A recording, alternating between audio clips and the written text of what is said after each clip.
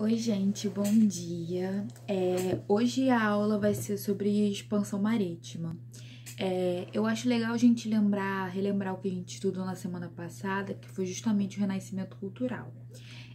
Eu vou traçar alguns pontos aqui para a gente relembrar o que a gente estudou. O que foi o Renascimento Cultural? O Renascimento Cultural foi um movimento de ideias, um movimento relacionado à cultura, um movimento político e principalmente um movimento econômico. A gente sabe que o renascimento cultural, apesar da palavra ser cultural, ele estava abrangindo todas as ideias que estão soltas dentro nesse final dessa Idade Média. Então, a gente traduz a Idade Moderna a partir desses ideais. É o humanismo, é o geocentrismo, é os estudos filosóficos, é o homem no centro do mundo. A gente está com outra perspectiva de uma sociedade. A igreja perde totalmente poder nesse momento.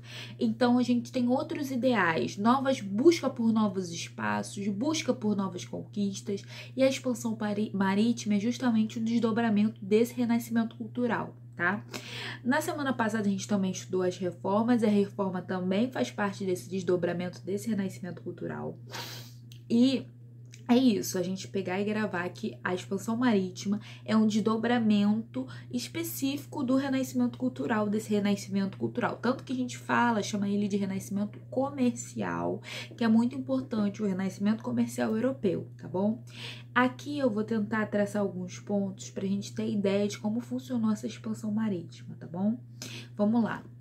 No primeiro momento, ela acontece a partir da necessidade da subprodução e da estagnação que aconteceu dentro do feudalismo. Lembrando que o que acontece no feudalismo? A gente não tem buscas por novas terras, a gente só trabalha dentro da Europa, a gente só planta para comer e planta para vender dentro do próprio mercado. E nesse momento da Idade Moderna, a gente está falando de uma ideia de um capital, é acúmulo de capital, é a ascensão da burguesia, é uma busca por novas ideias, é uma busca por novas coisas, sabe? Novos ideais. Então, tipo assim, o que acontece é que o sistema feudal, essa ideia de plantar para comer e viver só disso, não é mais a ideia. A ideia é a gente tem cada rei, centralização, tá entendendo? Então, o que acontece? Cada rei quer se despontar um melhor do que o outro. Então, o rei da França quer ser melhor do que o rei da Inglaterra. O rei de Portugal quer ser melhor do que o rei da Espanha.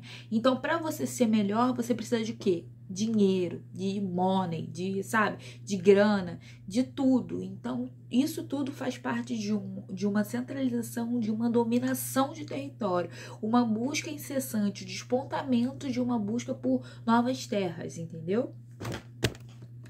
Eu vou traçar alguns motivos, eu espero que eu consiga colocar aqui no quadro, tá? Vamos lá. Os motivos para o expansionismo europeu, econômico. Primeiro, os motivos econômicos. Monopólio das cidades, com certeza. Italianos e comércio oriental de especiarias. Esgotamento de minas, escassez de metais preciosos. O que a Portugal faz aqui no Brasil? Faz várias minas. Não é à toa que o nome de Minas Gerais, entendeu? A gente também tem isso na América Latina, aquela parte ali do Chile, Peru. A gente também tem uma extração de minério muito grande, né? A gente tem a necessidade de novos mercados. Itália, Gênova, já não domina mais o que é a Europa nesse momento. Interesse da burguesia mercantil. A burguesia quer dinheiro. A burguesia, ela quer aparato. Ela quer se acumular cada vez mais capital. Lembra que eu falei do calvinismo? As pregações que a própria religião que os burgueses tinham, que era o acúmulo de capital, o trabalho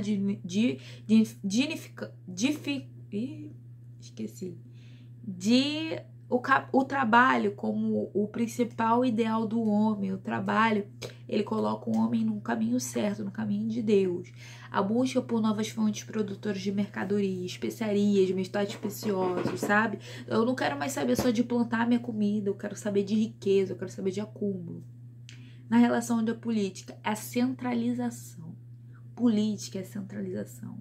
Política é poder, política é busca por portos, entendeu? É uma coisa muito importante. Os reis, nesse momento, eles querem sim ter o acúmulo, eles querem sim se mostrar superiores perante de outros reis, entendeu? Sabe? Tipo assim, é a ideia de você acumular. Quando você tem um reino só seu, uma centralização só sua, você pensa em expandir ela. Porque se você não expandir, outra pessoa expande em cima de você, entendeu? Então é isso.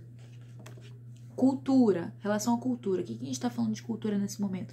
A gente está falando do humanismo, do renascimento, a gente está falando das novas formas de pensamento. O que são isso? Antropocentrismo, naturalismo, individualismo, todos os ismos que a gente conversou na aula e a gente falou que é super importante, o geocentrismo, que vocês devem procurar, devem entender como funciona. Eu não digo gravar, gente, gravar não rola. Gravar vocês vão pegar, vão gravar.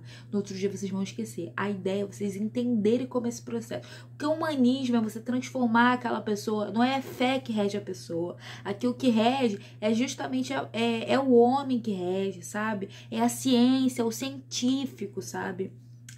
São as invenções, a bússola, entender que o nosso mundo é redondo, sabe? Isso é super importante, o geocentrismo, porque naquele momento, na Idade Média, eles acreditavam que quando você despontasse no navio, você chegasse até o horizonte, né?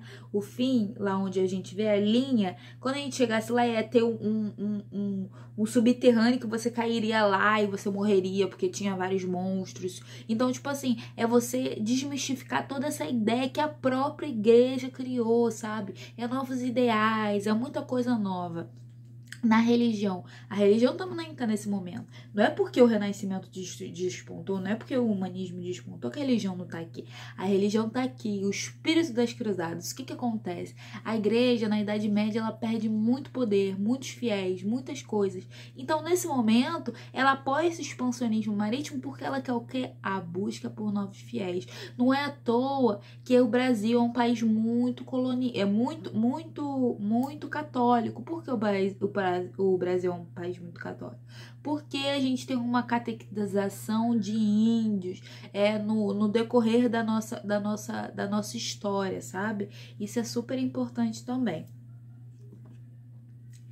Aqui eu quero destacar o expansionismo português e o seu êxito. Tá. Por que eu vou destacar nesse momento só o expansionismo português? Gente, porque é Brasil, sabe?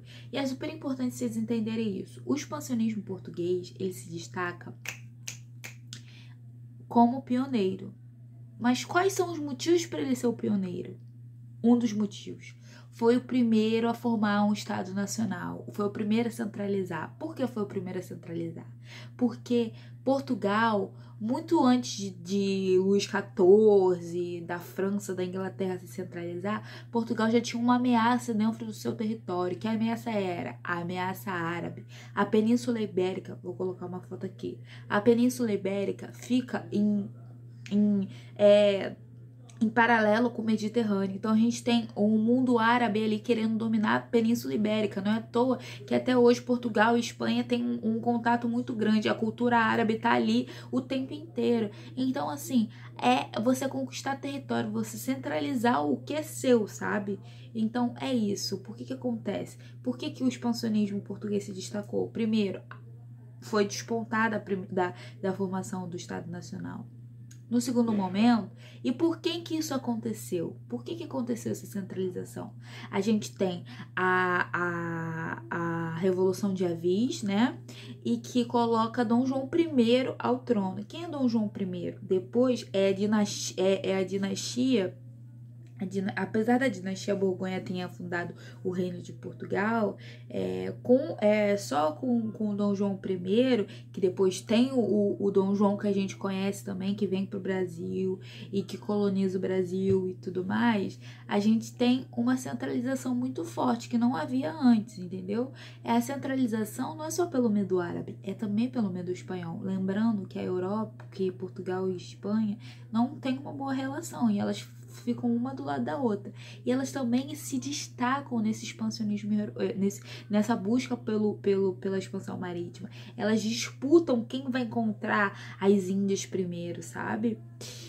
Então, isso é super importante. Então, assim, vou botar outro quadrinho aqui. O governo português foram os primeiros a lançarem os projetos de expansão marítima e comercial. Portugal, em 1415, já chegara a Ceuta, no norte do continente africano, e logo conquistaram o périplo africano. O que é o périplo africano? O périplo africano foi a navegação na costa da África, que foi dado esse nome pelos portugueses. Eles conquistaram de cidades a cidades buscando as Índias, sendo que, em vez de encontrar as Índias, o que eles encontram? O Brasil. Entendeu? O périplo africano, o objetivo dele era justamente de cidade em cidade, de espaço a espaço, até você chegar nas Índias. Sendo que nesse momento que acontece com Pedro Álvares Cabral, a rota dele é totalmente desviada e ele acaba encontrando no Brasil. Não é à toa que os índios são chamados de índios, porque eles chegam nessa terra e acreditam que ali quem são aquelas pessoas são os índios, que eles vieram, que eles foram buscar especiarias. Lembrando que quando a gente está procurando das Índias, por quê? Por conta das especiarias. E o mundo árabe tinha contato com esses caras.